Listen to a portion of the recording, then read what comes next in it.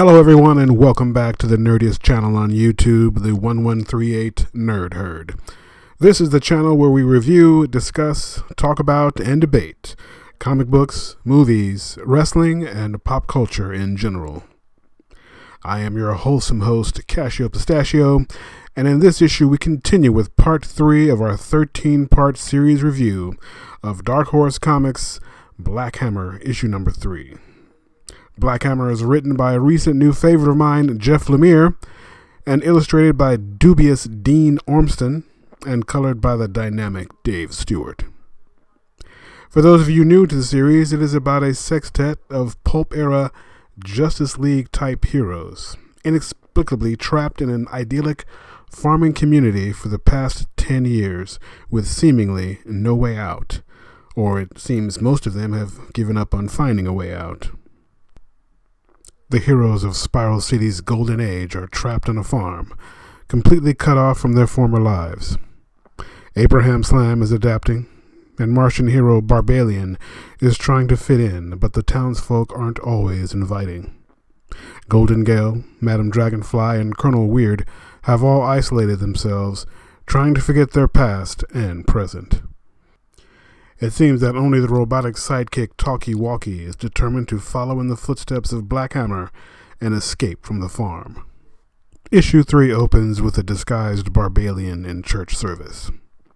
Now with this character we have our Martian Manhunter motif, and while I'm not familiar with any of John Jones's issues with assimilating or fitting into normal human life, it seems our Mark Martz is. He seems either fascinated or intrigued by human religion. And as he contemplates Jesus, his mind flashes back to before he ventured to Earth, and how he was chosen, or rather forced, to take the mission. On Mars, on the outskirts of a Martian city, an American rocket ship has crash-landed. There are only 3 Martian representatives surveying the site. The Martian Chancellor, Locke Lotz, don't get me started on these names, an unidentified female, and Mark, standing over the remains of a human astronaut. The female concludes that there will be more, and that they cannot allow that. Barbalian cautions her not to panic, suggesting that the people of Earth may be a peaceful race since they were not armed. The Chancellor objects, telling Barbalian not to be so naive. Mark seems to be a pacifist, a trait noted within his family line. It is obviously not a very popular mindset among the Martian race. The female and the Chancellor scoff at Marx for citing caution and the need for reconnaissance of the Earth people. These Martians seem very aggressive and quite confrontational, and the Chancellor laughs at Mark's assessment, calling him a coward. The female, Jan Jans, agrees, noting rumors of Mark's hesitation over battle training. The Chancellor has heard other rumors about Barbalian. Mark makes note of his father's accomplishments through pacifism and how he lives by those same principles, but refuses to dignify the rumors Locke made reference to. So Locke volunteers Mark for the reconnaissance mission, despite his lack of training in espionage or in piloting spacecraft. Back in the present, Mark is in service. He and the pastor seem to be making a connection in some way. Sheriff Trueheart is in attendance and again shows his disdain for any member of the Slam clan. And speaking of Abraham Slam, next we see him waking up after a night of hot, sweaty, rough sex with his girlfriend Tammy the Townie, Tammy Trueheart, whom you'll all remember works at the town diner.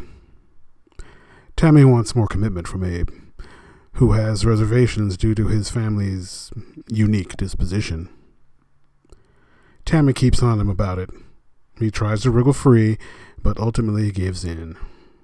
Meanwhile, church service is ended and the congregation mills about the church grounds. The way the first panel is set up, it's clear that Mark is admiring the pastor from afar. I think I knew as far back as issue 2 that there might be some homosexual tension between these two, but nothing's confirmed as yet, Wink, wink. Barbalian's musings are cut short as Trueheart declares he didn't think he'd ever see one of them there. Mark is confused, so Trueheart clarifies he didn't think your family were the church-going type. Mark tells him he doesn't know a thing about his family, but that's just it. No one in town knows much of anything about the Hammers, as I like to call them. And it seems intentional on their part. And if so, the sheriff asserts that only those with something to hide would be as secretive. Mark counters with telling him, look, just because they like their privacy doesn't make them the enemy. No, Trueheart agrees, but he speculates that Mark is there at church because he may be feeling guilty about something or someone. And he says this just as Pastor What's-His-Face is crossing through the background of the panel. Nice little setup there. I like that. Trueheart then exits, leaving Mark to continue his musings. As he does, a falling leaf takes him back to his initial landing on Earth. Before we get into that, I wanted to point out what a wonderful job Dean and Dave did on that last scene. And in every scene in each issue, really. I really like the way Dan renders Trueheart's really tense expressions as he talks to Mark. You get a sense of genuine hatred from the man, and that really helps to sell the scene. So next we get a flashback to when Barbalian first arrived on Earth. He lands on the waterfront and stumbles into the middle of a burglary gone bad. Okay, I gotta stop for a minute as I notice some quirkiness in Lemire's execution here. So Barbalian crawls up out of the water, stumbles across a mob boss and his flunky. Then a random beat cop appears out of nowhere. The mob boss plugs him, and he's down for the count. The cop apparently dies, and the crooks run off, only to run smack dab into Barbalian. He trounces the bad guys, and then finds the fallen cop. Cradling the body in his arms, he morphs his body into an exact duplicate, carries the dead body to the water, and throws it in. Seemingly just after that, a second cop arrives and is either surprised or disappointed his partner has taken them out without him.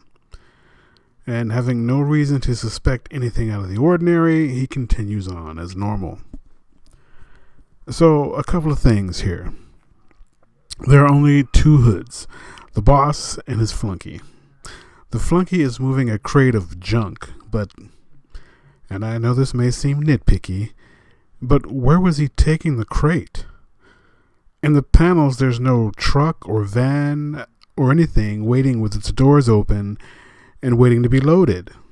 So, how are they going to get away with their junk in order to get rich off of it?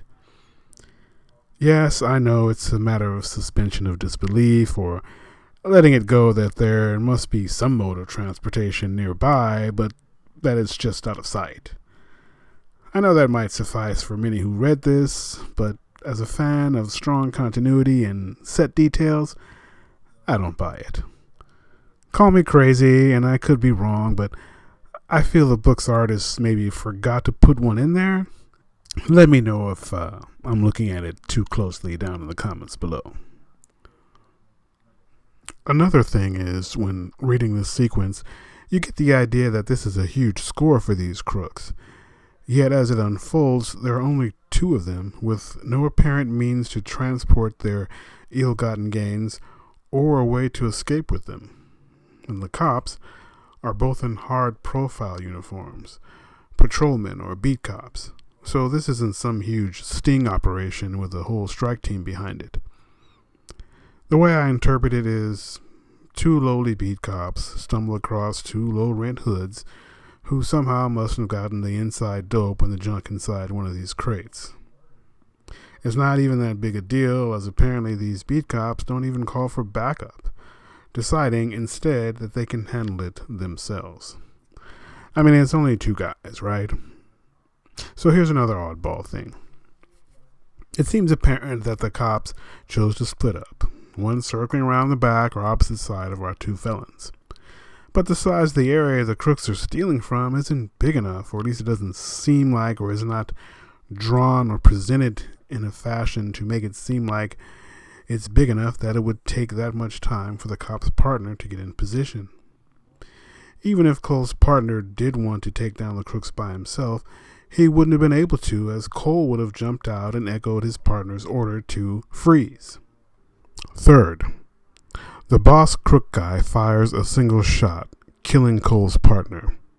The crooks flee, only to run into Barbalian. Startled, the boss fires on Barbalian. 2 more shots ring out, making it a total of 3. Barbalian knocks the boss out, then has to leap or fly to catch up to and overtake the flunky running away. Barbalian takes him out with a single blow, and then has time to cross back over to the fallen cop, look him over, at least long enough to shapeshift into an exact replica of him, pick him up, carry him to the end of the pier, and then toss the body into the sea. It is only then, after all this, Officer Cole shows up, looking to help his partner take down these 2 low-rent thugs. Does anyone else have a problem with any of this? Sorry to say, and I don't mean to be overly picky, but there are a lot of inconsistencies in this sequence. But I'll only harp on this one. How long it takes Cole to arrive on the scene. Especially after his partner is killed with a single shot. Where was he? What took him so long to get there? Thoughts? Ideas? Leave them in the comments section below. Let's continue. Barbalian continues to reminisce. Now it's 6 years after his arrival, and he's on stakeout with his partner Cole. They talk about how long they've been partners, and Cole mentions how Mark knows him better than anyone. And at this point, Barbalian takes it upon himself to express his feelings in response by putting a hand on Cole's right leg. Of course, Cole freaks out and kicks Mark out of the patrol car, telling him he's always been a freak. And the words echo through Mark's mind through to present day at the church, just as they did when they were first spoken on that same night. But backing up just a little bit, back to that whole arrival on Earth sequence and the inconsistency there. They don't just, I mean, there's a lot that I picked up, but it's first I want to clarify and say that as you've seen over the first 2 issues, Black Hammer is not written very stoically dramatic. It's really not written seriously. It's more of a satirical, kind of a farcical sort of take on superheroes and superhero tropes. I think we mentioned it, or I mentioned it in the last review in issue number 2 of Black Hammer, how Golden Gale was just concerned about people seeing her transform from, a teenage girl to an 8-year-old girl, for what. But here, and the reason I bring that up, just like I said then, is because, according to Lemire and the pitch propaganda for the series is, that Golden Gale is Spiral City or America's superpowered sweetheart. So, in a situation where Gale had to turn into Golden Gale in front of people, just like I said before, it wouldn't be a negative. It wouldn't be, it wouldn't be a strike against her, I don't think. But looking at this situation with Barbalian, it's like, one, you kind of just crash landed on Earth or whatever, and you crashed into the harbor of a major city. And, of course, this is this is just a brief, very quick in and out flashback for part of his secret origin. and obviously probably isn't meant to hold a whole lot of detail, or isn't really plotted out on some sort of logistical scale. It's just, some broad strokes to give you the gist of how it all went down. And, based on the way the format is, I wouldn't imagine that it was intended to get into too much detail. But, as I said, being a continuity guy and somebody who's very heavy on details, there's some stuff that just didn't add up here. For one, I look at it and I think to myself, okay, it was mentioned that he wasn't a very good pilot, and that he knew very little about espionage. However, still taking into consideration that even in comic books, unless they had some sort of instantaneous, way of travel from one end of space to the other, it was going to be some time before Mark even made it to Earth. So that would also give him some time to brush up on, refine his espionage skills, and or maybe even get a little time in the cockpit in the simulator to, learn how to fly one of these Martian ships. And then one thing that I feel like would probably been a very intelligent thing to do, and of course, like I said, this is definitely not part of Black Hammer #3, because this is just a little quick flashback. It wasn't meant to be anything more, but the creativity, the potential of and the great storytelling that Lemire does in this series, it leads you to believe that he's a much stronger writer than he came off as in these first 3 issues of Black Hammer. And there's some other works that he's done since then that really show that he can really, hit it out of the park if he wants to. But in this particular instance here, in Black Hammer #3, and this flashback of Barbalian coming to Earth, I would have thought that, and this is kind of something that goes along with the idea that came along in Robert Kirkman's Invincible some years ago, with one of their sort of supporting characters, and that they, Mark Martz and the female Martian and the Chancellor up there and on Mars with this crashed American rocket ship with this dead human astronaut in it. And I'm looking at it like, since he took the form of the dead cop, he could have taken the form of the dead astronaut. And again, without knowing too many details about it, all you're doing is just replicating DNA or something like that. It's, he did the same thing with the dying cop, but, the question then comes like, well, how do you know you can do that with somebody who's dead? This guy was like recently dead, whereas the astronaut was probably, who knows how long he had been dead. But who knows, but that's, again, some of the inconsistencies that I found here just in reading that one small sequence.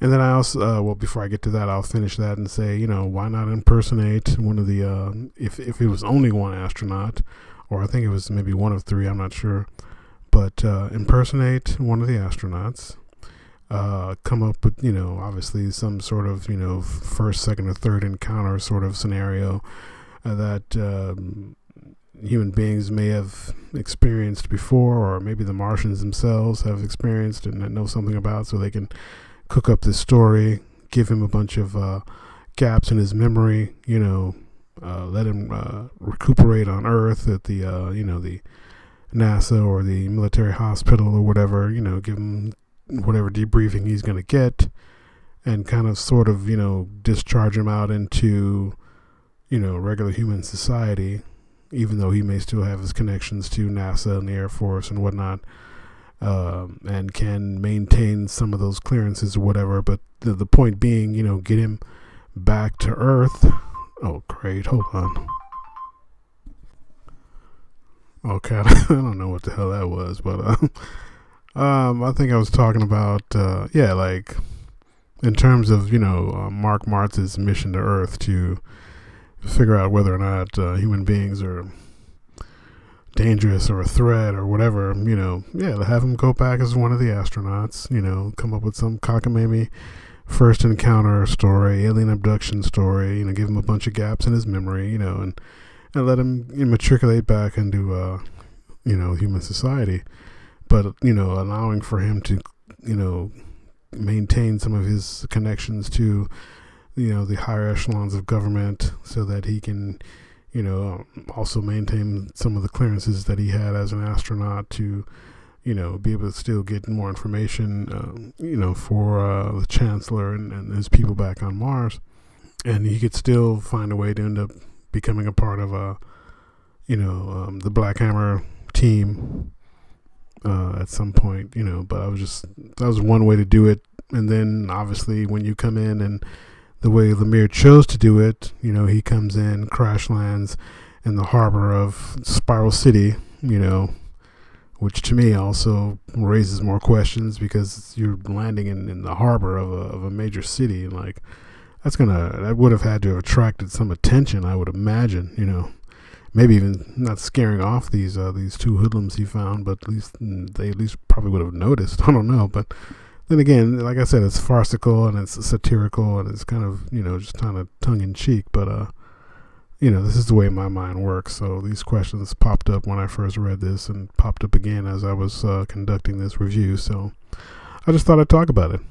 And so then another aspect of that is, so he comes across these crooks. He does them in or incapacitates them or whatever.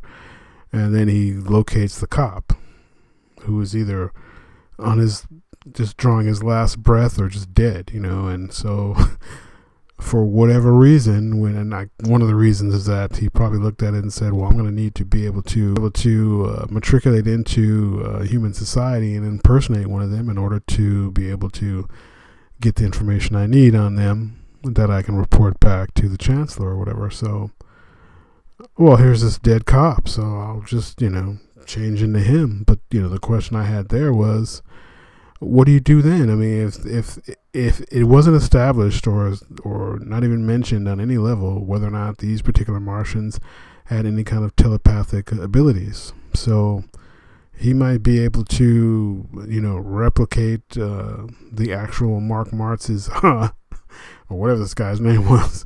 It just happened to be the same as his Martian name. But, you decide to impersonate this guy, his uniform, his clothing, his physiology and all that. But without telepathic abilities and without any previous sort of reconnaissance that you've done on the planet or in the city or whatever, do you know what you're doing or what you're replicating into? I mean, that's kind of a big question, I think. But again, it's obviously supposed to be a certain level of suspension of disbelief. But,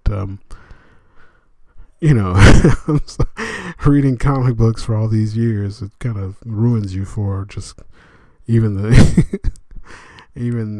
just the slightest extra heaping of suspension of disbelief is sometimes choked down by some of us. But that was just some of the questions that I had when I read this for the third or fourth time. So I wanted to bring that up, and I wanted to see what other people thought about it. So if you agree, disagree, if you find what I'm saying on the money or just way out of left field, hey, drop it in the comments below.